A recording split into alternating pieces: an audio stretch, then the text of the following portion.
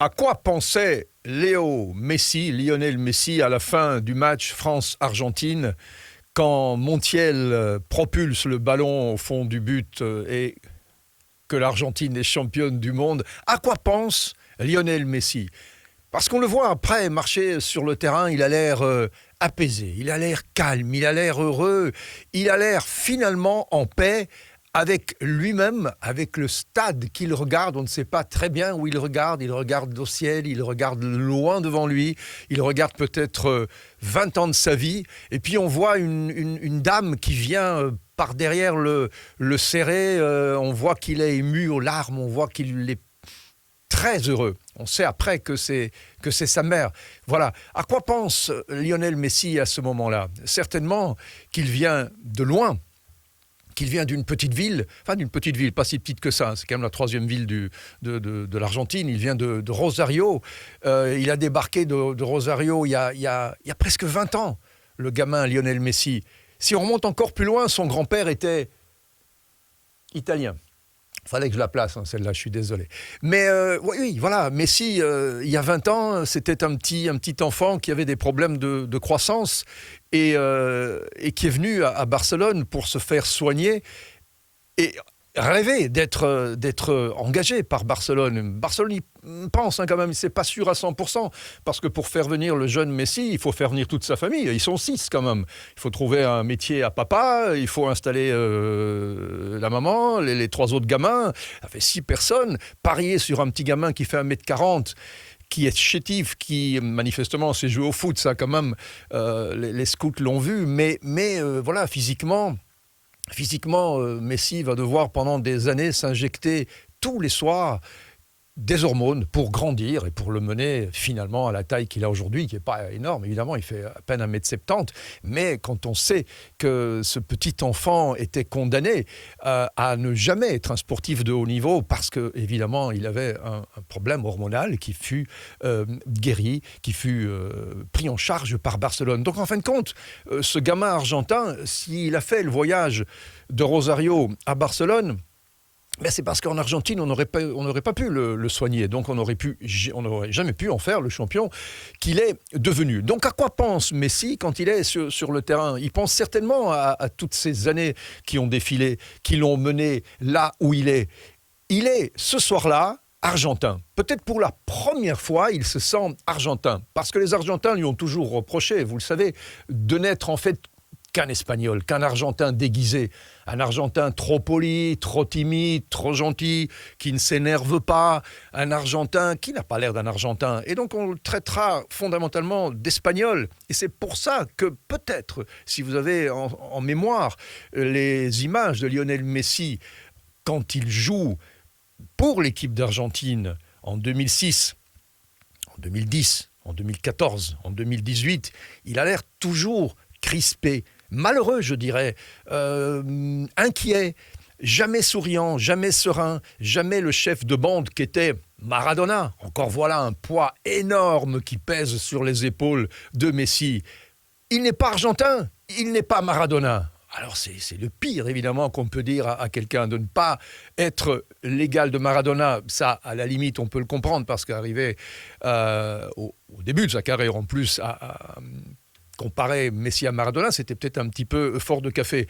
Mais ne pas être argentin, ça c'était quelque chose qu'il vivait certainement très difficilement. Et on peut expliquer en effet ce passé douloureux, ce passé triste de quelqu'un qui en fait ne se sent pas aimé et qui, étant un émotif, étant un artiste, le vit très mal. En 2006, à la Coupe du Monde de 2006, il n'est même pas sélectionné, hein. Il joue même pas, voilà, il est sur le banc. En 2010, c'est quand même lourd à digérer. Parce que 4-0, hein, je veux dire, on se souvient de ce sonore 4-0 face à l'Allemagne. Et là, qui l'entraîne? Quel entraîneur de Messi? Maradona. Donc là, encore une fois, le dieu, le père, l'homme surpuissant, qui, en tant qu'entraîneur, en tout cas, rate son coup complètement. Et le joueur Messi ne peut rien pour sauver l'Argentine. 4 ans après, on se retrouve de nouveau avec l'Allemagne. La défaite en finale face à l'Allemagne, défaite que tout le monde se souvient, puisque bon, elle arrive quand même aux prolongations, et le match s'achève sur un petit score de 1-0. Mais Messi est malheureux aussi, et malgré qu'il reçoit, si je me souviens bien, et je pense me souvenir correctement, il reçoit le titre de meilleur joueur du tournoi. Il se dit, moi, je ne pense pas avoir été le meilleur joueur du tournoi. Ça se voit sur son visage, ça se voit sur son expression. Il n'est pas du tout heureux de recevoir ce titre. En même temps, le soir d'une défaite, on est heureux de rien du tout. Mais il a l'impression vraiment qu'on lui fait un espèce de cadeau empoisonné. Et Messi, d'ailleurs, en 2016, si vous vous souvenez, il fait ses adieux. Bye-bye à la sélection argentine. La Copa América lui est filée sous le nez. Il est vraiment au plus mal psychologiquement. Il sent que son histoire est révolue, en tout cas en Argentine, et qu'il ne gagnera jamais ni la Copa América, ni la Coupe du Monde. Mais, et c'est là qu'évidemment toute la magie du foot, elle est là. Parce qu'en 2006, quand il est sur le banc de l'équipe d'Argentine, qui est à côté de lui ? Qui fait réserve aussi, qui fait banquette. Monsieur Scaloni, défenseur pas génial, mais quand même, s'il est dans les sélectionnés de l'équipe d'Argentine, c'est qu'il ne doit pas être si mauvais que ça. Mais enfin bon, il fait banquette avec Messi, et c'est l'entraîneur, Scaloni, qui est pris comme ça pour un test par la fédération argentine. Et puis, il gagne un match, 2 matchs, 3 matchs, et puis on lui dit, pourquoi pas continuer. Et Scaloni, qui est son pote, qui est son ami, qui est son confident quelque part, lui dit, écoute, moi, je vais construire toute l'équipe d'Argentine pour toi. Je vais la construire à ton image. Mais il va falloir que tu t'investisses, il va falloir que tu donnes ton cœur, tes tripes, ta vie, parce que tu es argentin, parce que tu es comme nous, tu es un Argentin et tu vas le prouver. Et petit à petit, on voit Messi qui commence à s'énerver, à être méchant quelque part, à montrer qu'il n'est pas heureux. Alors qu'avant, il était un introverti qui souffrait. Là, tout d'un coup, il commence à être démonstratif et à être, je dirais pas extraverti, parce que extraverti, il l'est quand il joue au foot.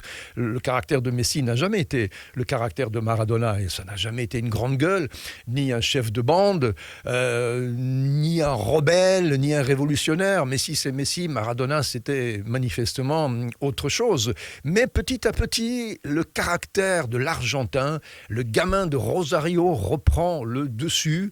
Le Catalan dit écoute, quand je joue dans l'équipe argentine, tu me fous la paix, je redeviens ce que j'étais, un Argentin. Et là, Messi redevient ce que toute l'Argentine espérait, attendait, quelqu'un qui mène son pays, il est argentin, son pays, vers le sacre. 36 ans après Maradona, encore une fois, 36 ans après, Messi peut lever la Coupe du Monde et être champion du monde avec son cœur argentin. Parce que son cœur catalan, lui, il a vécu, il a pulsé, il a tout gagné avec Barcelone. Je veux dire, en 2006, quand Barcelone remporte la Champions League face à Arsenal, il fête pas la victoire parce qu'il n'est pas dans l'équipe. C'est l'équipe de Ronaldinho. Ok, il fait partie de la rose, comme on dit, mais il n'est pas un protagoniste. Et donc, il préfère franchement être ailleurs. Après, quand on le voit en 2009, c'est quand même lui qui prend le Barça en main. En 2011, où il est stratosphérique face à Manchester United. Et puis, c'est la période la plus faste de Barcelone. Mais certains disent, oui, mais c'est le Barcelone de Guardiola. Oui, mais non. Parce qu'en fin de compte, Messi, sous son caractère timide à Barcelone, il est un petit peu un tyran. Il fait ce qu'il veut. Dans le vestiaire, c'est lui qui décide. D'ailleurs, si Ibrahimovic, si Zlatan n'a pas réussi au Barça, c'est parce que fondamentalement, Messi n'en a pas voulu. Il ne voulait pas ce grand Suédois qui vient chercher des ballons pour les mettre au fond du but. Non, la lumière, elle est pour Messi. Et quand Messi tire la gueule, il va dans le vestiaire, on ne lui parle plus, il rentre chez lui à la maison, il faut aller le chercher parce qu'il est blessé. Parce que si on ne vient pas le chercher, si on ne lui fait pas une déclaration d'amour en lui disant que le Barça, c'est lui et que toute l'équipe joue pour lui, eh bien, Messi s'éteint. Et Neymar et Suarez le comprennent très bien et jouent pour lui. Et Messi, à ce moment-là, peut être généreux, hein, parce que, ok, c'est lui la star, c'est lui la prima donna, mais malgré tout, il va donner des ballons et à Suarez et à Neymar et à tous ceux qui prêtent allégeance à Sa Majesté Messi. Ça, c'est à Barcelone. D'ailleurs, si vous vous souvenez aussi, quand Guardiola entraîne le Bayern de Munich et que le Bayern rencontre le Barça, en conférence de presse, c'est Messi qui vient. Alors qu'il vient jamais aux conférences de presse, c'est pas son truc, hein, je veux dire, voilà. Mais ce jour-là, Guardiola a fait sa conférence de presse pour le Bayern, et lui, il vient faire sa conférence de presse pour le Barça. Il veut pas que la lumière soit de nouveau sur Guardiola, comme si Guardiola était la personne qui avait fait que Messi gagne. Non, Messi gagnait sans Guardiola. Messi gagne sans Luis Enrique. Messi gagne parce que c'est lui qui fait gagner les équipes. Et c'est ça qu'il veut prouver. Et c'est ça qui, au bout du compte, dans sa vie, aujourd'hui est manifestement le drapeau qu'il porte. Parce que quand Messi est là, d'une façon ou d'une autre, à un moment donné, tôt ou tard, les équipes dans lesquelles il joue, qu'elles soient catalanes, qu'elles soient l'équipe de son pays, l'Argentine, et peut-être le PSG, ça c'est un autre pari, mais on en reparlera, c'est une autre histoire. Parce que là, évidemment, ce serait une boucle